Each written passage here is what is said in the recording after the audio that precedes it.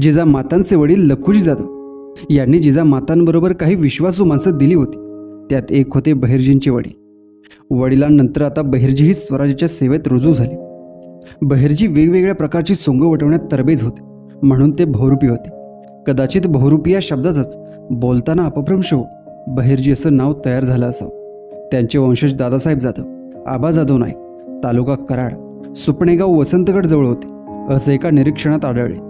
पण ही मतभिन्नता जर बाजूला ठेवली तर असं लक्षात येतं की बहिर्जी नाईक हे शिवरायांबरोबर राज्याभिषेकापूर्वीपासूनच होते. ते वेगवेगळे वेश बदलण्यात, बेमालून नक्कल करण्यात पारंगत होते.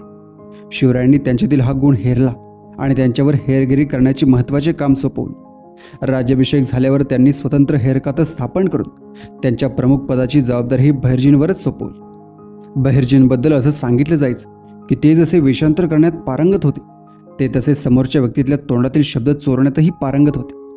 शत्रूंच्या राणीवशात बहिर्जी नाईक जाऊन राहिले तरी त्यांची ती देहबोली सेवकांना सोडाच, पण एकाही राणीला ओळखता आले नाही. यातूनच खरं बहिर्जींचं अभिनय कसब दिसून येतं. कोळी, फकीर, वासुदेव, संत असं कोणतंही वेषांतर ते बेमालून करत. इतकंच नाही तर औरंगजेबाच्या दरबारात त्यालाच कव्वाली ऐकून बक्षीस घेऊन आलेला हा पट्ट्या होता. विजापूरचा आदिलशाह आणि दिल्लीचा बादशाह यांच्या महालात ते वेषांतर करून जात आणि त्यांच्या तोंडची माहिती ऐकून घेऊन ते शिवरायांपर्यंत पोचवत. आदिलशाह आणि दिल्लीच्या बादशाला जरा जरी संशय आला तरी त्यांनी बहिर्जींना ठार केलं असतं, पण बहिर्जी या दोघांच्या हाती कधीच सापडले नाही. शिवरायांच्या दरबारात जवळपास 3,000 ते 4,000 गुप्तहेर होते. या सर्वांचे नेतृत्व बहिर्जींकडे होतं.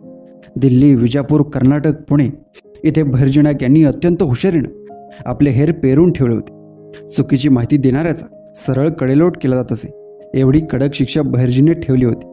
त्यामागचं कारण हे होतं की जर चुकीच्या माहितीवर आधारित शिवरायांनी काही नियोजन केलंच आणि ते फसलं तर त्यात महाराजांच्या जीवाला धोका होताच. त्याचबरोबर असंख्य सैनिकांचेही जीव धोक्यात आले असते. कमीत कमी सैन्य गारद होतील आणि विजय मिळवता येईल असंच नियोजन महाराज करीत. शत्रूंचं जास्तीत जास्त सैन्य गारद होईल आणि जास्तीत जास्त मावळे कसे सुखरूप राहतील हे त्यावेळी बघितलं जाईल आणि तसाच गनिमी कावा राजे आखत असत. मोगलांचं सैन्य सामर्थ्य अचाट होतं हे राजे ओळखून होते आणि त्यांच्याशी तुलना करता राजांपाशी तर अगदी मुठभर सैन्य होतं. मोगलांचं सैन्य म्हणजे सैन्याचा महासागर होता. असंख्य घोडदळ, तेवढंच पायदळ आणि लढाव होती. उंट, तोफा असा सरंजाम होता. त्यापुढे मराठ्यांकडे तुटपुंचे घोडदळ तसंच पायदळ होतं. राजे कधीच हत्ती, उंट, तोफा असं अवजड युद्धाचं सामान सैन्यात बरोबर वागवत नसत. मोगलांप्रमाणे बाजार बणके, स्त्रिया, नाचणाऱ्या कलावंतिनी यांना सुद्धा राजे आपल्या सैन्यात घेत नसत. म्हणूनच त्यांचं सैन्य कडे कपाऱ्यांतून वेगाने हालचाल करू शकत होते आणि राजांचा गनिमी कावा म्हणूनच दरवेळी सफल होत असे. मोगलांकडच्या आणि मराठ्यांच्या सैन्यात हा फरक होता.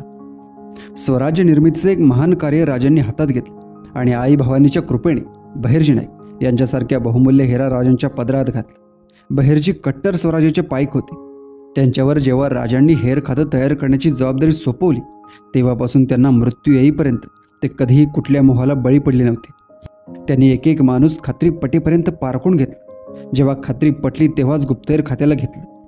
5 मुख्य हेर आणि त्यांच्या हाताखाली असणारे 4,000 हेर हे सगळे पारखून घेणं सोपं काम नाही, पण हे त्यांनी केलं, तेही यशस्वीरित्या.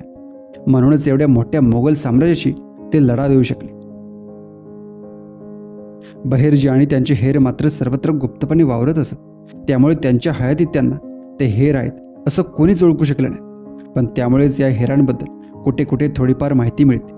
बहिर्जी नाईक यांच्या मृत्यूबाबतही ठोस आणि खरी माहिती कोठेही उपलब्ध नाही. भूपाळगडावर ते अत्यंत जखमी अवस्थेत आले आणि तेथेच त्यांनी देह ठेवला अशी एक आख्यायिका आहे. महाराष्ट्रातील सांगली जिल्ह्यातील बाणूर गडावर इथे मात्र बहिर्जींची समाधी आहे. असे हे बहिर्जी नावाचं अष्टावधानी असणारं, स्वराज्याची हेमान राखणारं, स्वराज्यासाठीच आयुष्य वेचणारं असं एकंदर अफलातून व्यक्तिमत्व होतं. एवढ्या सामर्थ्यवान मोगलांना टक्कर देण्याची हिंमत शिवरायांपूर्वी कोणीच केली नव्हती. राजांनी दऱ्या डोंगरात हिंडणाऱ्या त्या मावळ्यांना गोळा करून त्यांच्या मुठभर सेनेसह बहिर्जींसारख्या हेरांनी आणलेल्या माहितीवर आधारित नियोजन करून मोगलांसारख्या शत्रूला पराजित केलं. धन्य ते बहिर्जी नाईक ज्यांनी केवळ स्वराज्यासाठी आयुष्य वेचले आणि धन्य ते शिवराय ज्यांनी हे हेराला ओळखलं. शिवरायांच्या आयुष्यात बहिर्जी नाईक यांना वगळता येणार नाही. प्रत्यक्ष रणांगणावर राजे युद्ध खेळले, पण बहिर्जी नाईक शिवशाहीच्या पडद्यामागे युद्ध खेळले. क्षणोक्षणी स्वतःचा जीव धोक्यात घालून बहिर्जी नाईक हेरगिरीचं युद्ध खेळले. म्हणून राजांना एवढ्या बलाढ्य मोगल शत्रूला नेहमीच गनिमिकाव्याने नामोहरम करता आलं.